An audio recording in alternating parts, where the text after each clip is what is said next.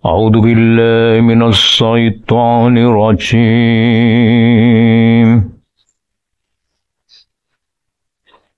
بسم الله الرحمن الرحيم.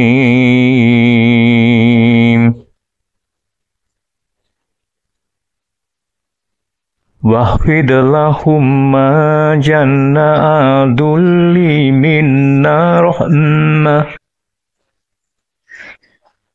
وقل رب ارحمهما كما ربياني صغيرا. Shadaqallahul Adzim. Al-Isra ayat 24. Rendahkanlah dirimu terhadap kedua orang tuamu dengan penuh kasih sayang dan ucapkanlah, wahai Tuhanku, sayangilah keduanya sebagaimana mereka berdua menyayangiku ketika mendidik aku pada waktu kecil. Assalamualaikum warahmatullahi wabarakatuh. Selamat pagi saudara-saudaraku, sahabat Rusman. Jumpa lagi dengan kami yang ada di channel Sahabat Rusman. Wahai saudaraku, apa yang tadi saya sampaikan itu adalah salah satu surat dan ayat yang berisi tentang kewajiban kita, kewajiban seorang anak kepada kedua orang tuanya.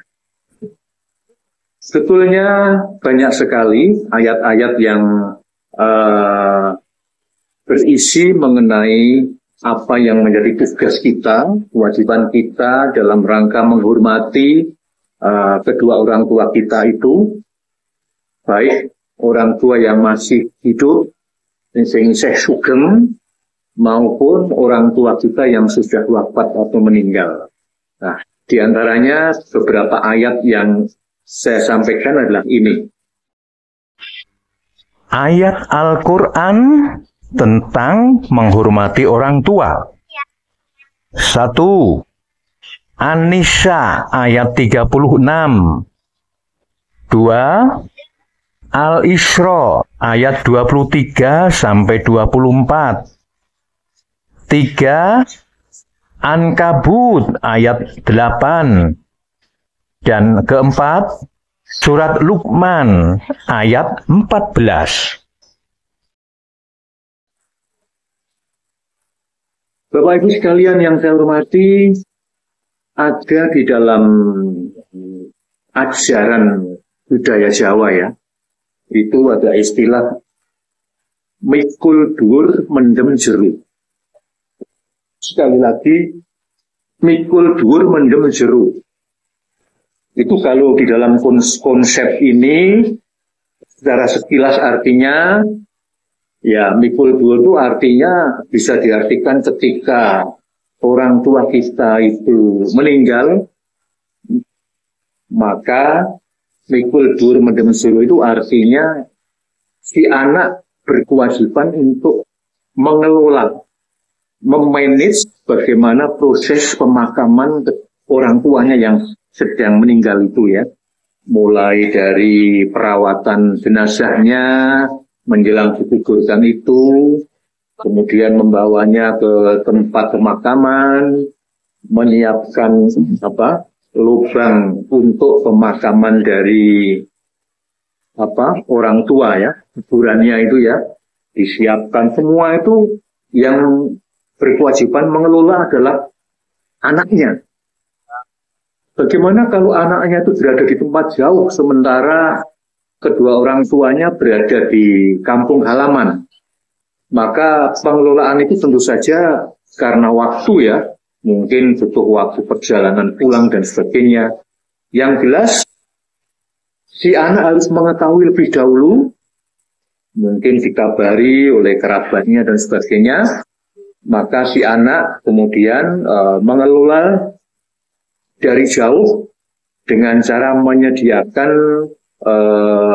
pembiayaan-pembiayaannya, walaupun mungkin proses penyiapan pemakaman itu dilakukan oleh kerabat-kerabat yang ada di sekitar orang tua itu. Nah, itu yang dimaksud mikul dur mendem jero kalau secara fisik ya, secara kasat mata. Tetapi mikul dur mendem jero itu bisa juga diartikan ketika orang tua sudah wafat, sudah meninggal, maka konsep mikul dur mendem jero ini adalah pertama menjaga kehormatan orang tua yang sudah meninggal itu dengan cara berbuat baik kepada sesama manusia, kemudian tidak melakukan tindakan-tindakan yang bisa mencemarkan nama baik orang tua kita, dan juga mendoakan arwah beliau yang sudah wafat itu agar senantiasa mendapatkan tempat yang mulia di sisi Allah. Mungkin melalui tahlil atau melalui doa-doa kita sesudah sholat dan sebagainya. Itu adalah mikul dur mendem jero dalam arti yang lebih abstrak. Nah, ya, mendoakan, kemudian selalu berbuat baik demi menjaga nama baik dari orang tua kita. Oke. Ingatlah saudaraku, sebagaimana hadis Rasulullah SAW yang dikisahkan oleh Abu Hurairah, bahwa ketika seseorang sudah meninggal, maka segala amal sudah terputus, kecuali 3 hal. Yang pertama adalah amal jariah yang pernah ia lakukan pada waktu masih hidup. Misalnya pernah ikut membangun masjid, membangun mushola, pernah membangun sumur untuk masyarakat bersama, kepentingan bersama, dan sebagainya. Yang kedua adalah ilmu yang bermanfaat. Jadi mungkin ia pernah memberikan ceramah, memberikan mengajarkan ilmu-ilmu, baik itu ilmu agama, ilmu yang bermanfaat untuk kehidupan manusia, anak didiknya, dan sebagainya. Dan yang ketiga adalah doa dari anak yang soleh. Jadi anak-anaknya yang mendoakan keberadaan dia di alam akhirat, ya, alam kubur dan sebagainya, yang selalu mendoakan, itu juga sangat bermanfaat bagi kehidupannya di alam yang lebih. Saudara-saudaraku, sahabat Rusman yang sangat saya hormati, pertanyaannya, bagaimanakah dengan kisah pewayangan? Apakah ada kisah pewayangan yang bersinggungan langsung dengan konsep filosofis mikul dur mendem jero ini? Jawabannya adalah ada. Ada, semua ada di kisah pewayangan. Kisahnya begini. Pada waktu itu perang Bharatayuddha belum berlangsung, ya, belum berlangsung. Kemudian para Pandawa dan ibunya, yaitu Dewi Kunti, bertempat tinggal di istana samping, istana Astino, tapi yang agak jauh dengan istana utama. Mengapa begitu? Karena yang menjadi raja saat itu, raja sementara, yaitu adalah Adipati Dhestaraஷ்tra. Itu pakdenya Pandawa atau ayahnya Kurawa. Nah, keadaannya seperti itu. Suatu saat, para Pandawa dikagetkan oleh perilaku ibunya, yaitu Dewi Kunti, yang saat itu sedang menangis histeris, menangis dengan sesenggukan yang sulit untuk diredakan. Semua anaknya tidak mampu membujuk supaya tangisannya berhenti. Mulai dari Puntadewa, Werkudara, Arjuna, Nakula, Sedewa, semuanya tidak mampu meredakan tangisan ibunya. Oleh karena itu menjadi bingung. Akhirnya Arjuna memberanikan diri untuk melaporkan hal itu kepada para sesepuh, antara lain kepada Begawan Abiyasa ya di Saptowarga sana, Pesanggeran Saptowarga, lalu kepada Begawan Bisma tidak dilapori, dan yang ketiga kepada uaknya yaitu Adipati Kustorastra. Kontan para sesepuh itu berdatangan ke tempat tinggal mereka. Ketika Begawan Abiyasa ini datang, maka Dewi Kunti itu tambah menangis anggapyuk sesedoan di bawah kaki mertuanya yaitu Abiyasa. Kemudian dia dituntun ke tempat yang lebih sepi oleh Abiyasa, diminta untuk menceritakan apa yang terjadi. Ternyata Dewi Kunti itu pada waktu tidur semalam ya, setengah bermimpi, setengah seolah-olah seperti betul-betul ada, ia melihat almarhum suaminya yaitu Pandu Dewanoto di alam kadewatan sana. Itu kalau istilah sekarang di alam kubur katakanlah ya, kan sudah meninggal. Di alam kubur itu mendapatkan siksaan yang luar biasa. Itu sesuai dengan kesanggupan Pandu Dewanoto sendiri, kan sanggup dimasukkan ke neraka. Seperti kisah saya yang kemarin itu ya. Maka apa yang disampaikan oleh Dewi Kunti itu menjadi menggegerkan para Pandowo. Mendengar apa yang dikemukakan oleh sang ibu itu, waduh, para Pandowo merasa harus berbuat sesuatu. Jangan sampai ini betul-betul ayahku mendapatkan siksaan di alam sana, ya, di alam kadewatan sana. Itu kan kalau di pewayangan itu kan nerakanya itu kan Kawah Condro Dimuka itu ya. Jadi di alam mimpinya Dewi Kunti itu Prabu Pandu Dewanoto bersama Dewi Madrin dimasukkan ke Kawah Condro Dimuka, lalu di sana dibakar dan sebagainya, disiksa pokoknya. Menghadapi hal semacam itu, Begawan Abiyasa sebagai seorang begawan yang sidik paningal, sebagai seorang begawan yang mengetahui alam-alam yang di luar alam manusia, maka bercerita bahwa dulu memang ayah kalian Pandu itu mengalami atau melakukan perbuatan ini. Jadi kisah mengenai Lembu Andini, lalu kesanggupannya untuk dimasukkan neraka itu diceritakan semua oleh Begawan Abiyasa, baik kepada Dewi Kunti maupun kepada semua yang hadir, termasuk para Pandowo. Semakin bingung para Pandowo ya. Ya, mereka merasa bahwa ini bagaimana cara mensudahi ya, cara mengakhiri siksaan yang dialami oleh ayahnya itu. Sampai Werkudara berpamitan untuk naik ke Kahyangan menghadap Bathara Guru untuk menuntut supaya ayahnya dibebaskan. Tapi Abiyasa kakeknya menjawab, caranya bukan begitu, Nger. Cara untuk membebaskan ayahmu tentu saja melalui doa. Berdoalah sungguh-sungguh agar doamu bisa dikabulkan oleh Yang Maha Kuasa. Nah, untuk bisa bersungguh-sungguh, bisa berdoa lebih khusyuk, maka ayo ikut kakek. Ikut kakek ke Pesanggerahan Saptowarga di tempat kakek, di Wukir Retawu sana. Kalian silahkan bersemedi, bertapa. Jadi doanya wayang itu kan bertapa ya. Wukir Retawu itu adalah salah satu puncak di Saptowarga.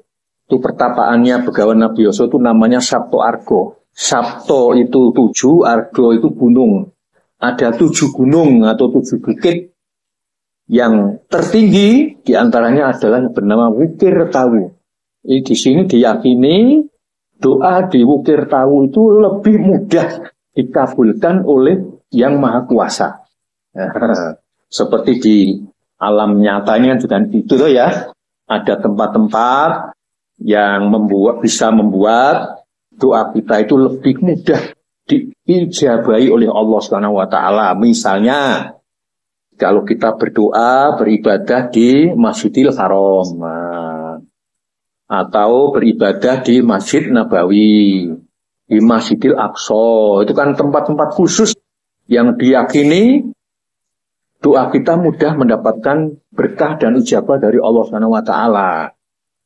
Tapi tentu saja bukan hanya di sana. Sebab Allah itu kan Maha Adil, Maha Bijaksana. Kalau hanya tempat itu yang di tanah suci itu saja yang bisa mudah diijabahi, bagaimana dengan orang-orang Jawa? Bagaimana dengan kita yang mungkin masih belum punya kesempatan untuk pergi ke tanah suci? Mungkin karena biaya, mungkin karena faktor yang lain. Atas keadilan Allah itu, kalau menurut saya ya, maaf ini bisa beda pendapat. Menurut saya tempat-tempat di sekitar kita pun juga ada tempat-tempat yang lebih mudah mendapatkan ijabah doa-doa kita. Misalnya, kalau kita berdoa di masjid, kalau kita berdoa, ini menurut sebagian masyarakat ya, di makam para wali Allah. Ini mungkin beda pendapat, silahkan saja. Berdoa di makam wali Allah itu bukan berarti doa kita itu minta kepada arwahnya para wali untuk mengabulkan doa kita, bukan. Doanya tetap kepada Allah. Doanya tetap kepada Allah. Tetapi karena kita itu berdoa di depan makam wali, maka mungkin mereka merasa lebih khusyuk, lebih mudah khusyuk, lebih mudah nyambung kepada Allah Subhanahu wa taala. Nah, kekhusyukan itulah yang bisa lebih menjamin doa kita mendapatkan ijabah dari Tuhan Yang Maha Esa. Nah, itu kan konsepnya. Jadi kalau ada sebagian masyarakat yang berbondong-bondong sering ziarah ke makam wali, ke makam para ulama yang beribawa itu yang karomahnya tinggi, jadi jangan suudon dulu. Mungkin mereka begitu. Kan kalau kita ingat makam ya, kita pergi ke makam itu kan kita mudah mengingat bahwa suatu saat kita pun tidak akan mati. Jadi pesan kita doanya tetap kepada Allah Subhanahu wa taala. Tempat itu Wukir Tawu juga gitu. Apalagi kalau doa itu dilakukan pada waktu-waktu tertentu. Misalnya seperti firman Allah di malam hari, ya. Malam hari, sepertiga malam terakhir, yang istilahnya lingsir wengi itu doa kita mudah mendapatkan ijabah dari Allah Subhanahu wa taala. Ada juga para ulama yang mengatakan kalau doa kita itu antara ya di masjid antara azan, waktu azan dengan iqomah. Jadi ketika sudah azan, kita melakukan sholat sunnah sebelum qomat ya, sebelum iqomah itu kita doa. Itu menurut sebagian ulama itu waktu yang mudah diijabahi oleh Allah. Kan mungkin. Jadi ada di samping tempat ada waktu juga. Misalnya kan ada juga surat duha itu ya. Wa duha walaili idza saja wa ma ya dan sebagainya itu. Wal asri, waktu-waktu tertentu yang disebutkan oleh Allah itu bisa juga kita yakini sebagai waktu yang mendapatkan ijabah. Atau kita minta bantuan orang-orang tertentu yang kita yakini lebih dekat kepada Allah. Para ulama sepuh.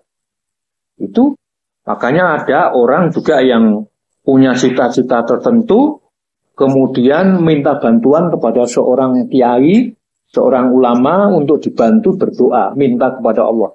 Boleh saja. Karena orang-orang tertentu itu lebih mudah nyambung kepada Allah Subhanahu wa taala, misalnya para nabi, para rasul, para sahabat, ya, kemudian para wali Allah, para ulama dan sebagainya. Nah, kita berdoa tapi di samping dilengkapi bantuan doa dari beliau. Ya, tidak masalah itu, tapi doanya tetap kepada Allah permintaannya. Nah, itu sekilas ya. Sekilas ini diskusi itu ya.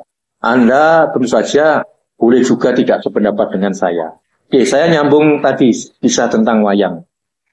Bapak Ibu sekalian, doa-doa para Pandowo di Wukir Retawu, di tempat yang khusus tadi, dibantu oleh Begawan Abioso.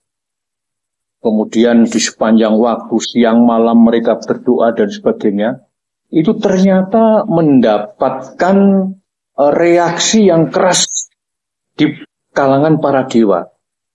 Jadi konon di tempat para dewa itu suasana menjadi panas. Kawah Condrogimuko atau neraka menjadi berkobar-kobar apinya. Mereka mengalami seperti siksaan para dewa itu karena pengaruh dari doanya para Pandowo itu. Pada saat itu di hadapan Bathara Guru datanglah seorang putranya yang bernama Dewasrani. Dewasrani itu anaknya Bathara Guru yang kebetulan tidak mendapatkan restu dari Sang Yang Menang. Ya, karena pada waktu itu Sang Yang Menang mengatakan bahwa seharusnya ini belum lahir dulu. Ternyata Dewasrani keburu lahir, maka Dewasrani itu seperti putra Bathara Guru yang tidak mendapatkan berkah dari Sang Yang Menang. Sehingga apa yang dia perbuat selalu cenderung bernegatif saja ya. Jadi selalu saat itu juga gitu.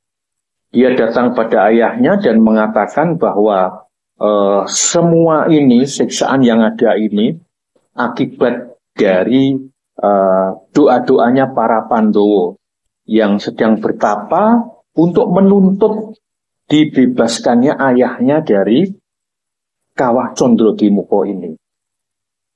Nah, kontan saja, ya, kontan saja Bathara Guru menjadi marah, menjadi murka, dan sesuai dengan usulan dari Dewasrani, maka ayah harus berbuat sesuatu terhadap mereka supaya ini tidak berlarut-larut. Betul ya. Jadi Bathara Guru melakukan suatu tindakan yang istilahnya itu, waktu itu kan arwahnya atau rohnya para Pandowo kan sedang mengelana ya. Itu kalau coro istilah orang Jawa itu namanya rogoh sukmo ya. Rogoh sukmo sedang melayang untuk menuntut apa yang menjadi permintaan mereka. Nah, ketika rohnya para Pandowo itu sedang melayang itu, maka Bathara Guru melakukan sesuatu tindakan yang disebut banjut. Jadi para Pandowo dibanjut supaya bagaimana caranya rohnya tidak bisa kembali ke wadaknya. Nah, tapi ingat, di situ ada Semar. Di situ ada Sang Yang Ismoyo, ya, yang mengetahui segalanya. Dengan melihat tubuh atau wadaknya para Pandowo yang sedang bertapa itu, Semar yang senantiasa menjaga siang malam, tahu ada sesuatu yang tidak beres ini. Maka Semar pun melakukan sesuatu, naik ke angkasa, ke kerajaannya para dewa, melakukan sesuatu protes dan marah kepada Bathara Guru. Semua ini harus disudahi. Jangan diteruskan, wahai guru. Bathara Guru itu kan adiknya ya. Secara struktur adiknya, tapi secara apa ya, dalam kedudukan Semar sebagai Sang Yang Ismoyo, itu Bathara Guru itu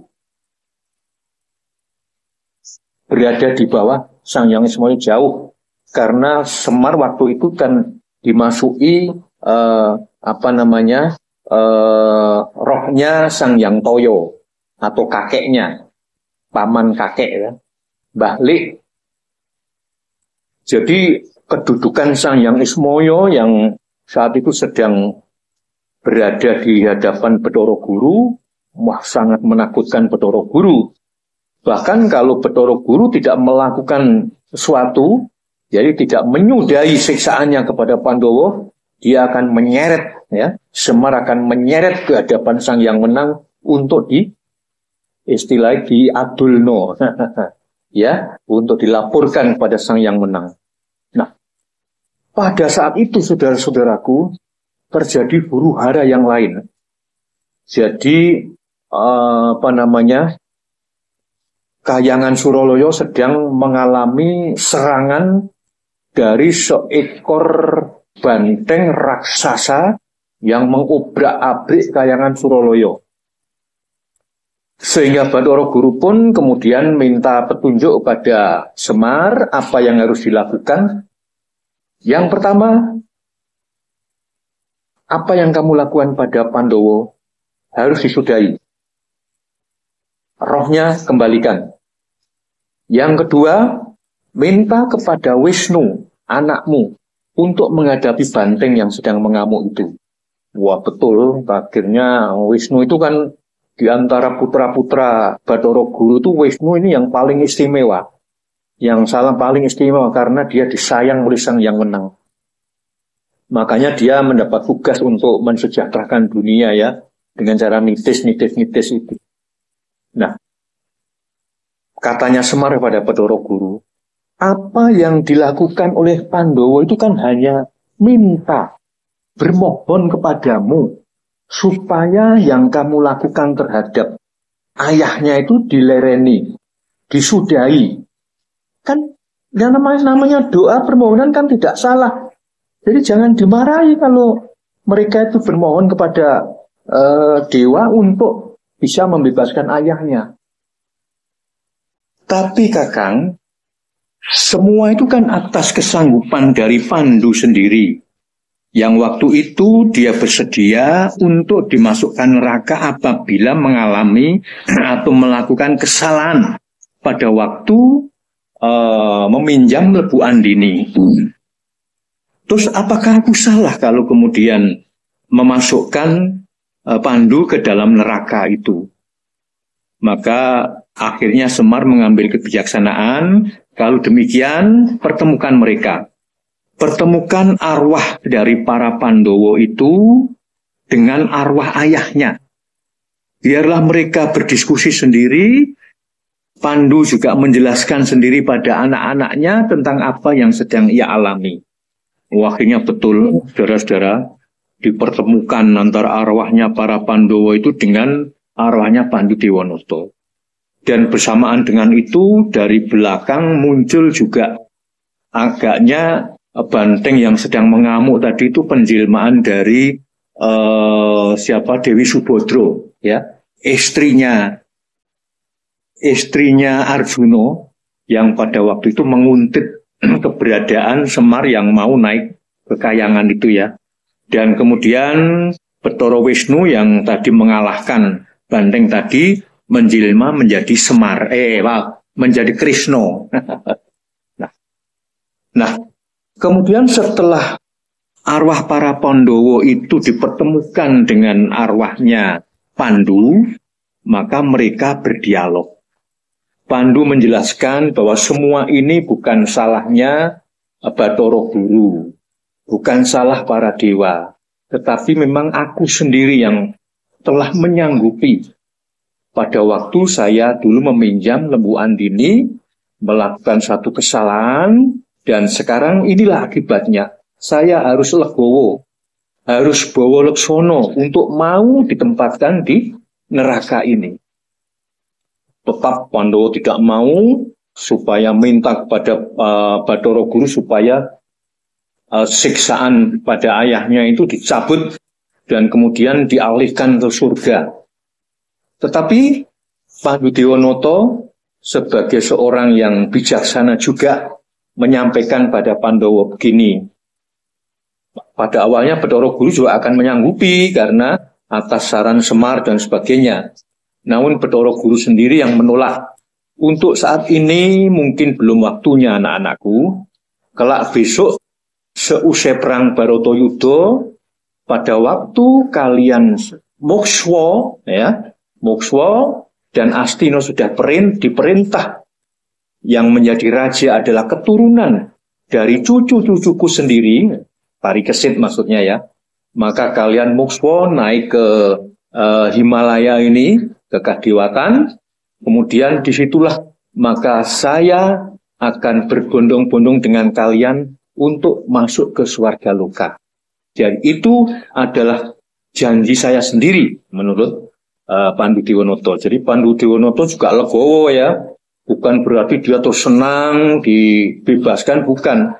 Karena dia atas kesanggupannya sendiri dulu masuk ke neraka, maka dia pun nanti sanggup untuk menemani putra-putranya di Swarga Loka, tetapi menunggu pada saatnya nanti ketika para Pandowo mokswa. Nah, itu ada lakon Pandowo mokswa itu ya. Itu ada bukunya ini. Bukunya saya tunjukkan nanti. Buku yang kebetulan saya menulisnya menuju akhir kehidupan para Pandowo. Itu ada juga. Nah, saudara-saudaraku, kiranya itulah apa yang bisa saya sampaikan pada teman-teman mengenai kisah wayang yang sinkron dengan filosofis para leluhur kita, yaitu mikul dhuwur mendem jero. Semoga kisah wayang tadi bisa lebih memperkuat keyakinan kita bahwa wayang adalah tuntunan, bukan hanya sekedar tontonan. Oke, sampai jumpa di lain kesempatan. Jangan lupa untuk di-share pada teman yang lain, pada keluarga, agar menjadi ladang pahala bagi kita semuanya. Terima kasih. Wassalamualaikum warahmatullahi wabarakatuh.